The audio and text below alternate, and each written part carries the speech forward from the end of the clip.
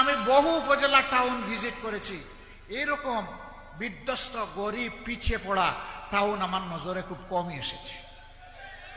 এত নিয়ামত যেখানে আল্লাহ দান করলেন, এই এলাকা কেন পিছিয়ে পড়বে?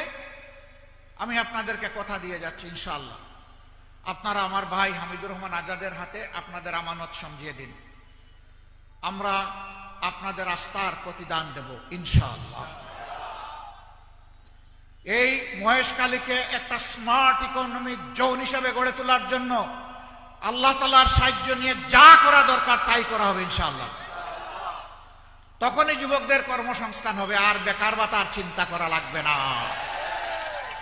কাজ করবে যুবকরা, কাজ করবে যুবতীরা, কাজ করবে মুসলমান, কাজ করবে হিন্দু, কাজ করবে বৌদ্ধ, কাজ করবে খ্রিস্টান। ওখানে দল ধর্ম কিছুই দেখা হবে না, দেখা হবে তার যোগ্যতা আর তার দেশপ্রেম ইনশাআল্লাহ। মায়েরা এখন কাজ করে, মায়েদের দুটা জিনিসের অভাব।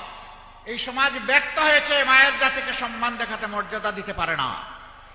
এই সমাজ ব্যর্থ হয়েছে তাদেরকে পর্যাপ্ত নিরাপত্তা দিতে।